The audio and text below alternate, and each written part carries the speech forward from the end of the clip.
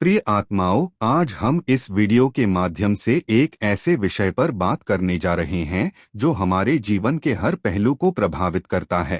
फिर चाहे वह हमारा मन हो, हमारे रिश्ते हो या हमारा समाज। यह विषय है काम वासना। यह एक ऐसी आग है जो न केवल एक इंसान को बल्कि उसकी पूरी दुनिया को जलाकर राख कर सकती है। यह हमारे मन को एक ऐसी कैद में जकड़ लेती है जो हमें सही और गलत का फर्क भुला देती है। यह हमें उन रास्तों पर ले जाती है जहां से वापसी मुश्किल हो जाती है। आज के इस वीडियो में हम गहराई से समझेंगे कि काम वासना क्या है, यह हमारे जीवन को कैसे प्रभावित करती है, इसके विनाशकारी परिणाम क्या हैं, और सबसे महत्वपूर्ण, इससे बाहर निकलने का रास्ता क्या है। तो इस वीडियो को अंत तक जरूर देखें, क्योंकि इसमें हम न केवल इस समस्या की जड़ को समझेंगे बल्कि इसे नियंत्रित करने के लिए व्यावहारिक और प्रभावी उपाय भी जानेंगे। चलिए शुरू करते हैं। काम वासना को अक्सर लोग केवल शारीरिक आकर्षण तक सीमित समझ लेते हैं, लेकिन यह उससे कहीं ज्यादा गहरा और जटिल है। यह एक ऐसी मानसिक और भावनात्मक स्थिति है जो हमारे विचारों, भावनाओं और व्यवहार को पूरी तरह बदल देती है। जब हम किसी व्यक्ति, चीज या अनुभव के प्रति अनियंत्रित आकर्षण महसूस करते हैं, तो वह आकर्षण इतना प्रबल हो जाता है कि हम अपने नैतिक मूल्यों, अपने रिश्तों और अपने आत्मसम्मान को भूलने लगते हैं। यह आकर्षण हमारे मन को इस तरह जकड़ लेता है कि हम हर समय उसी के बारे में सोचते रहते हैं। हमारा ध्यान, हमारी ऊर्जा और हमारा समय सब उसी ओर चला जाता है।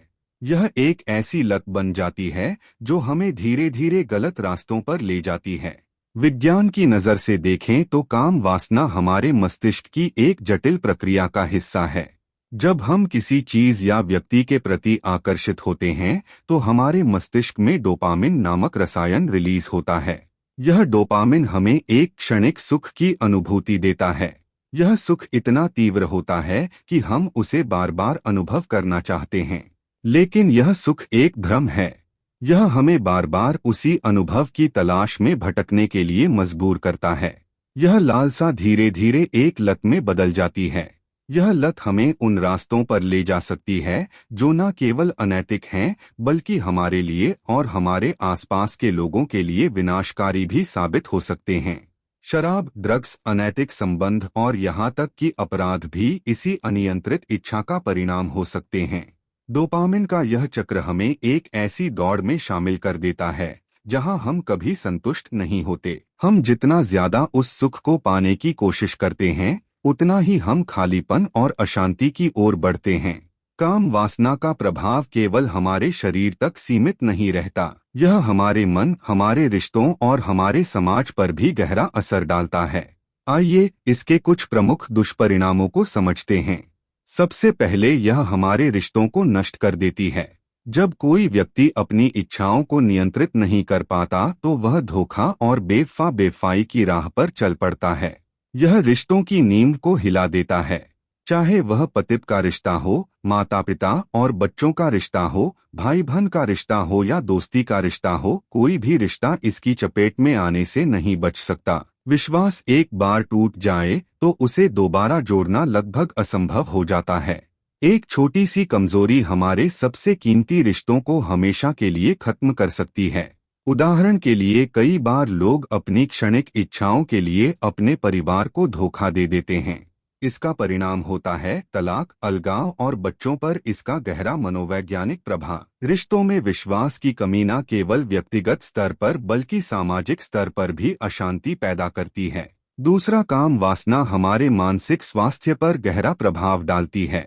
जो व्यक्ति अपनी इच्छाओं का गुलाम बन जाता है वह कभी संतोषी नहीं रहता। उसका मन हर समय एक अंतहीन दौड़ में भागता रहता है। यह दौड़ उसे मानसिक अशांति, तनाव और डिप्रेशन की ओर ले जाती है। कई बार यह स्थिति इतनी गंभीर हो जाती है कि व्यक्ति आत्महत्या जैसे खतरनाक विचारों की ओर बढ़ने लगता है। विश्व स्वास्थ्य संगठन के अनुसार मानसिक अशांति और डिप्रेशन आज दुनिया भर में बढ़ती समस्याएं हैं, और इनका एक बड़ा कारण अनियंत्रित इच्छाएं और लतें हैं। जब हम अपनी इच्छाओं को नियंत्रित नहीं कर पाते तो हमारा मन हर समय बेचैन रहता है। हमें लगता है कि अगर हमें वह चीज मिल जाएगी जिसकी हमें चाहत है तो हम खुश हो जाएंगे, लेकिन सच यह है कि वह सुख क्षणिक होता है और जल्द ही हम फिर से उसी खालीपन में डूब जाते हैं। तीसरा, काम वासना सामाजिक स्तर पर भी गंभीर समस्याएं पैदा करती है। कई अपराध जैसे यौन उत्पीड़न, बलात्कार और घरेलू हिंसा इसी अनियंत्रित इच्छा का परिणाम है। जब इंसान अपनी इच्छाओं का गुलाम बन जाता है तो वह अपनी मानवता तक खो देता है। वह न केवल अपने लिए बल्कि दूसरों के लिए भी खतरा बन जाता है। हमारे समाज में ऐसी कई घटनाएं सामने आती हैं जहां लोग अपनी क्षणिक इच्छाओं के लिए दूसरों की जिंदगी बर्बाद कर देते हैं।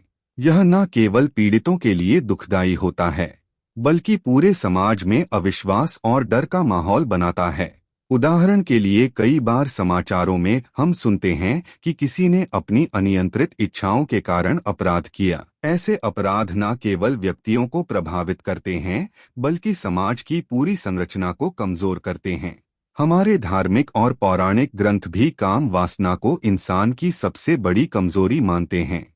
महाभारत में दुर्योधन और दुशासन का विनाश इसका सबसे बड़ा उदाहरण है। उनकी वासना और अहंकार ने न केवल उनका बल्कि पूरे कौरव वंश का नाश कर दिया। द्रौपदी के अपमान का कारण उनकी अनियंत्रित इच्छाएं और अहंकार था। इसी तरह कई पौराणिक कथाओं में तपस्वी और अर्श अपनी तपस्या को स्वर्ग की अप्सराओं के मोह में खो बैठे। यह दिखाता है कि वासना कितनी शक्तिशाली और विनाशकारी हो सकती है। भगवत गीता में भगवान श्री कृष्ण ने अर्जुन को बताया कि काम, क्रोध और लोभ यह तीनों मनुष्य के पतन के द्वार हैं। इन पर नियंत्रण पाना ही सच्चे सुख का मार्ग है। बौद्ध धर्म में भी इच्छाओं को दुख का मूल कारण बताया गया है। बुद्ध ने कहा कि जब तक मनुष्य अपनी इच्छाओं को नियंत्रित नहीं करता तब तक वह सच्ची शांति नहीं पा सकता। अब सवाल यह है कि इस आग को बुझाया कैसे जाए? क्या काम वासना को पूरी तरह खत्म करना संभव है? शायद नहीं, क्योंकि यह एक प्राकृतिक भावना है। यह हमारे शरीर और मन का हिस्सा है, लेकिन इसे नियंत्रित करना निश्चित रूप से हमारे हाथ में है। आइए कुछ व्यावहारिक और प्रभावी उपाय जानते हैं जो हमें इस जाल से बाहर निकाल सकते हैं। सबसे पहले, अपने मन को शांत करने का सबसे अच्छा तरीका है ध्यान। रोजाना 10 से 15 मिनट का ध्यान आपके विचारों को स्थिर कर सकता है। ध्यान करने से आप अपने मन के अंदर चल रही उथल-पुथल को समझ पाते हैं। आप यह पहचान पाते हैं कि कब आपकी इच्छाएं आपको गलत दिशा में ले जा रही हैं। ध्यान न केवल आपके मन को शांत करता है बल्कि आपको आत्मगुरुकता भी देता है। यह आत्मगुरुकता आपको अपनी इच्छाओं को नियंत्रित करने की शक्ति देती है। उदाहरण के लिए, जब आप ध्यान करते हैं तो आप अपने विचारों को एक दर्शक की तरह देख सकते हैं। आप यह समझ पाते हैं कि कौन से विचार आपके लिए सकारात्मक हैं और कौन से नकारात्मक। इससे आप गलत विचारों को समय रहते रोक सकते हैं। दूसरा, अपने जीवन में एक उच्च और सकारात्मक लक्ष्य निर्धारित करें। जब आपका ध्यान किसी बड़े उद्देश्य पर होता है, जैसे करियर में सफलता, शिक्षा, कला या सामाजिक सेवा, तो छोटी-मोटी इच्छाएं अपने आप कम होने लगती हैं।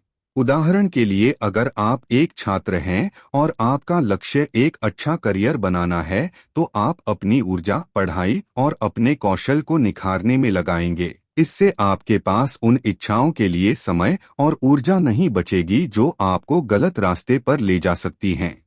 अपने जीवन का उद्देश्य खोए और अपनी सारी ऊर्जा उसे हासिल करने में लगाएं। यह न केवल आपको अनुशासित बनाएगा बल्कि आपके जीवन को एक सार्थक दिशा भी देगा। उदाहरण के लिए, कई सफल लोग जैसे वैज्ञानिक, कलाकार या समाजसेवी अपनी ऊर्जा को रचनात्मक और सकारात्मक कार्यों में लगाते हैं।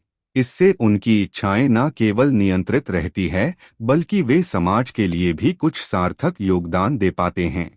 तीसरा, सही संगत का चयन करें। हमारा मन हमारे आसपास के वातावरण से बहुत प्रभावित होता है। अगर आप उन लोगों के साथ समय बिताते हैं जो आत्मनियंत्रण और अनुशासन में विश्वास रखते हैं, तो आप भी उनके जैसे बनने के लिए प्रेरित होंगे। लेकिन अगर आप गलत संगत में पड़ते हैं, तो आपके विचार और व्यवहार भी उसी दिशा में जाने लगते हैं। उदाहरण के लिए, अगर आप ऐसे लोगों के साथ हैं जो हर समय अनैतिक बातें करते हैं या गलत कामों को बढ़ावा देते हैं, तो आपके लिए अपनी इच्छाओं को नियंत्रित करना मुश्किल हो जाएगा। इसलिए हमेशा उन लोगों को चुनें जो आपको सकारात्मक दिशा में प्रेरित करें। ऐसे दोस्त बनाएं जो आपके सपनों को समझें और आपके साथ मिलकर उन्हें हासिल करने में मदद करें। चौथा, अपने आत्म मूल्य को समझें। दोस्तों, आप अपने आप में पूर्ण और मूल्यवान हैं। वासना आपको यह महसूस करा सकती है कि आप अधूरे हैं, कि आपको कोई चीज या व्यक्ति चाहिए अपनी खुशी के लिए। लेकिन सच यह है कि सच्चा सुख और संतोष आपके भीतर ही है। अपने आत्मसम्मान को बनाए रखें। अपनी खुशी को किसी बाहरी चीज पर निर्भर न होने दें। उदाहरण के लिए, कई बार लोग सोचते हैं कि अगर उनके पास ज्यादा पैसा, बेहतर रिश्ता या कोई खास चीज होगी तो वे खुश हो जाएंगे। लेकिन यह एक भ्रम है। सच्ची खुशी तब मिलती है जब आप अपने आप में संतुष्ट होते हैं। अपने गुणों को पहचानें, अपनी उपलब्धियों पर गर्व करें और अपने जीवन को सकारात्मक दिशा में ले जाएं। पांचवा, एक स्वस्थ जीवन शैली अपनाएं। नियमित व्यायाम, योग और संतुलित आहार आपके मन और शरीर को स्वस्थ रखते हैं। जब आप शारीरिक रूप से स्वस्थ होते हैं तो आपका मन भी अधिक स्थिर और नियंत्रित रहता है। योग और प्राणायाम जैसे अभ्यास आपके मन को शांत करने और इच्छाओं को नियंत्रित करने में बहुत मदद करते हैं। उदाहरण के लिए, सूर्य नमस्कार और अनुलोम विलोम जैसे योग अभ्यास आपके शरीर में ऊर्जा का संतुलन बनाते हैं और आपके मन को शांत रखते हैं। इसके अलावा पर्याप्त नींद और स्वस्थ आहार भी आपके मानसिक स्वास्थ्य को बेहतर बनाते हैं। जब आपका शरीर और मन स्वस्थ होता है तो आप अनियंत्रित इच्छाओं के प्रति कम आकर्षित होते हैं। छठा, अपने जीवन में आध्यात्मिक और नैतिक मूल्यों को अपनाएं। हमारे धर्म और संस्कृति हमें संयम और नैतिकता का महत्व सिखाते हैं। इन मूल्यों को अपने जीवन में शामिल करें। उदाहरण के लिए, हिंदू धर्म में भगवत गीता हमें सिखाती है कि मन की शांति और आत्मनियंत्रण ही सच्चे सुख का मार्ग है। जैन धर्म में अहिंसा और संयम को सर्वोच्च स्थान दिया गया है। बौद्ध धर्म में भी इच्छाओं को नियंत्रित करने और मध्यम मार्ग अपनाने की बात कही गई है।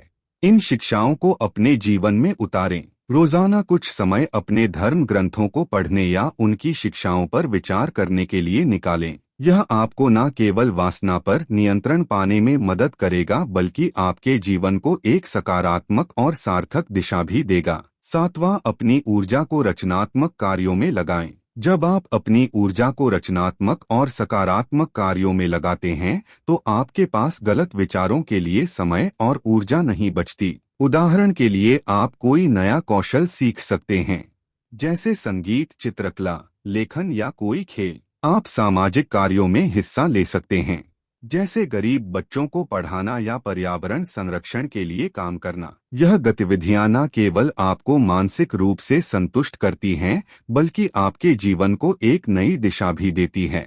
जब आप अपने समय और ऊर्जा को सकारात्मक कार्यों में लगाते हैं तो आपकी इच्छाएं अपने आप नियंत्रित होने लगती हैं। आठवां, अपनी भावनाओं को व्यक्त करें। कई बार हम अपनी इच्छाओं को दबाने की कोशिश करते हैं, लेकिन इससे वे और मजबूत हो जाती हैं। इसके बजाय अपनी भावनाओं को स्वस्थ तरीके से व्यक्त करें। उदाहरण के लिए, अगर आप किसी चीज के प्रति आकर्षित महसूस कर रहे हैं तो उसे किसी विश्वसनीय व्यक्ति जैसे दोस्त या परिवार के सदस्य के साथ साझा करें। आप अपनी भावनाओं को डायरी में लिख सकते हैं। इससे आपके मन का बोझ हल्का होगा और आप अपनी इच्छाओं को बेहतर ढंग से समझ पाएंगे। यह समझ आपको उन्हें नियंत्रित करने में मदद करेगी। नौवां, अपने जीवन में संतुलन बनाए रखें। कई बार हम अपनी इच्छाओं के प्रति इतने जुनूनी हो जाते हैं कि हम अपने जीवन के अन्य पहलुओं को नजरअंदाज कर देते हैं।